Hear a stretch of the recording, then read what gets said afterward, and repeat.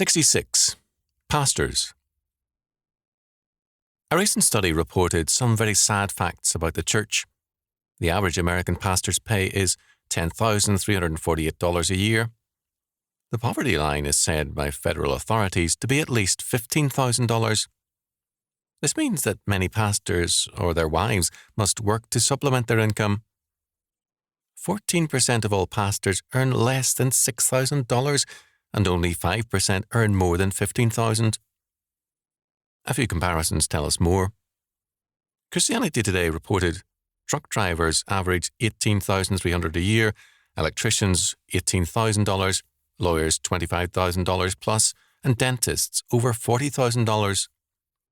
Obviously, American church members don't think highly of their faith, their church or their pastors if they pay only 5% of them more than the poverty level per year.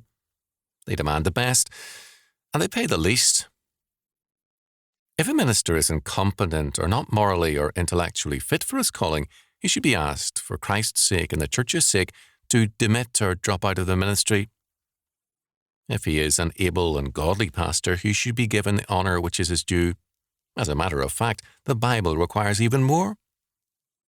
All who are able and strong in the word and doctrine are to be counted worthy of double honour, which means double pay.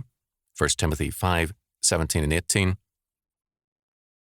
It is significant that the Bible uses the word honour to mean pay. What we are paid either honours or dishonours our work and services.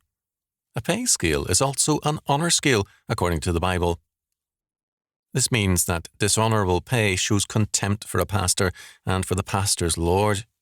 If we pay out dishonour to Christ's faithful servant, we are dishonouring Christ.